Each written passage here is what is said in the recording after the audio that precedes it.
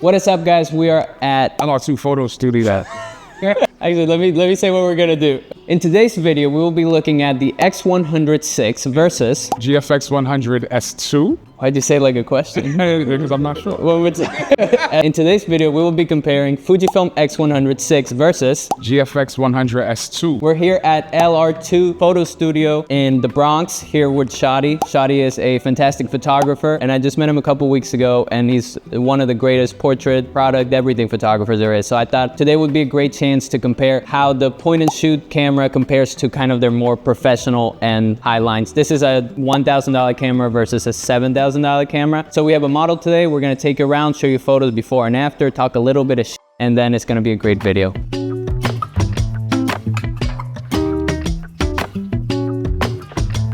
What is up, guys? Welcome back to Once Upon a Time. And as you guys can see, we are here in the Bronx right now. We're gonna be testing out Fujifilm X100VI versus the GFX, I think S2, something like that. I don't have it, I don't know. But we're gonna be shooting Gloria here today. Just wanted to shoot the studio. We're just playing with natural lighting. I think would be the most fair thing to do because the Fujifilm X100VI doesn't compare in like the megapixel counts and all that to the bigger camera. So we're just gonna be testing out some stuff here, cropping in, showing you befores and after. But remember, this is not like a complete, I'm not gonna talk about the specs too much. I kinda wanna just show you the photos and then you can decide whether you like one over the other, or whether you like both, or whether you can see the price difference in the photos. So this is GFX100S II, Fujifilm's medium format camera. This is one of their flagship cameras. It's 100 megapixels, a lot of stops of dynamic range. It has image stabilization, interchangeable lenses. Right now I have the 45mm on here, which equivalent to 35 millimeter or 35 mil in a 35 millimeter format. This would be a 35 millimeter lens. yes, so it's kind of we're kind of shooting with the same Almost the same. Yeah. So we wanted to make sure it matched 1-to-1 for the most part, so we could really see which one is which. And this is the Fujifilm X100VI. It has a one lens only, so you cannot interchange the lens. It has a very small body, crop sensor, so this also has about 40 megapixels, and it just takes great photos. So today, in order to make it fair, I'm gonna be using simulations, and he's gonna have to shoot raw. No, just kidding. So we're gonna do some testing. We're gonna start off with Shadi shooting glow. First things first, let's just see how the cameras compare to each other. We're gonna shoot our model in the same scenarios, and we're just gonna show you kind of side by side, crop in a little bit, show you so you guys can see if you like it or if you don't or whatever. So one of the dope things about shooting in this studio is all the amazing daylight we get, so I'm gonna make sure to take advantage of some of that. These are almost gonna be like digitals, like a real super basic lighting.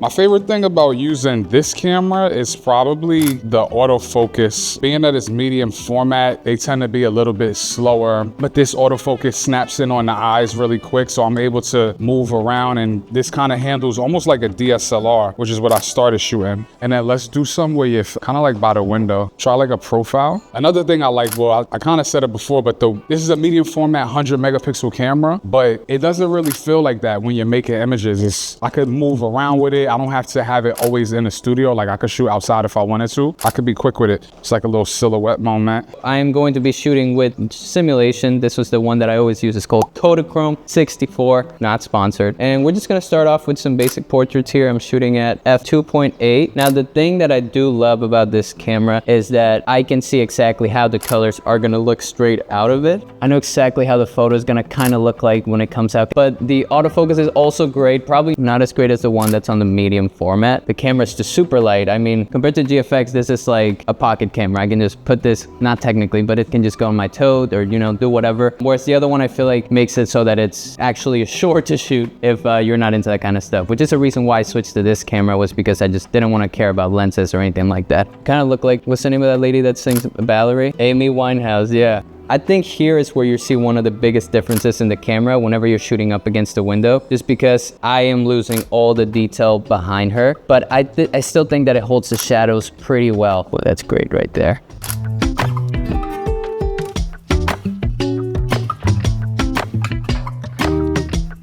We're gonna be changing the backdrop now to a little color blue. Now we're gonna be talking about colors. Let's do it. Colors. Okay, so we're just gonna shoot her here, see how the colors look compared to the GFX. For this, I'm gonna switch out of my recipe just because I don't want the colors to be changed by the simulation, sorry. So this is straight up just JPEG against Gloria here.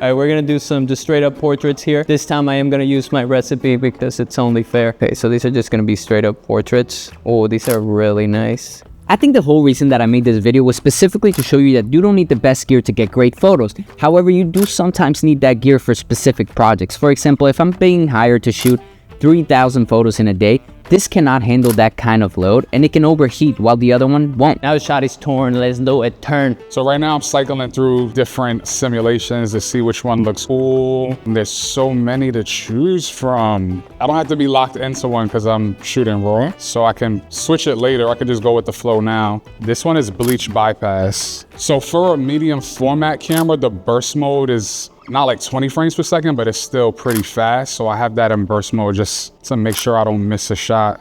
What was that? Yo, do that. Wait, can I see that again? Yo, what? We're gonna flip the reverse of this bounce board right here to the black side. So that's gonna give us negative fill. So this is what it was before. You see there's some bounce on her face, but I wanna get rid of that and add some drama. So I'm gonna take this down. Bow, bow, bow. So you don't always need professional lights too. If you got a white board or something white, you can bounce light.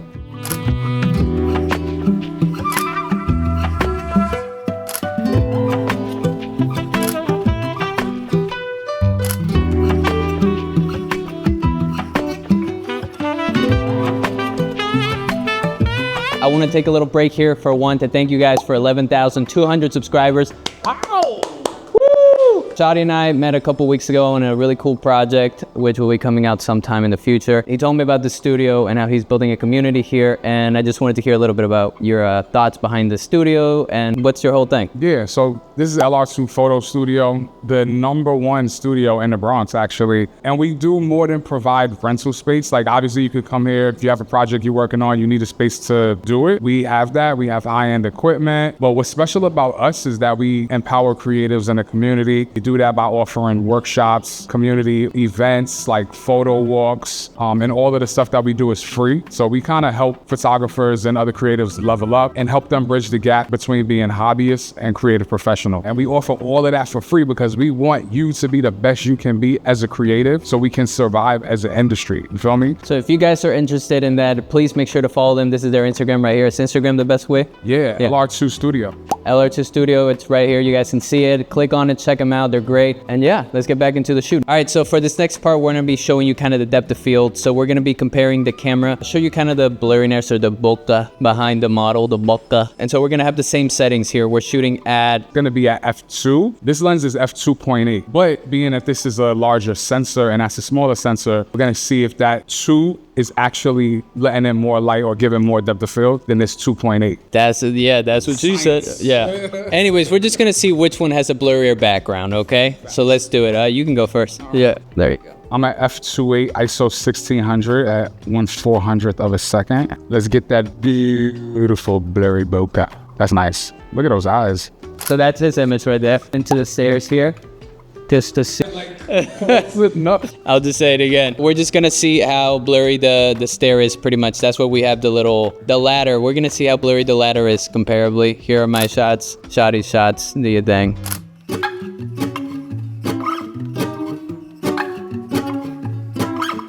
And then we're gonna do some fun ones now.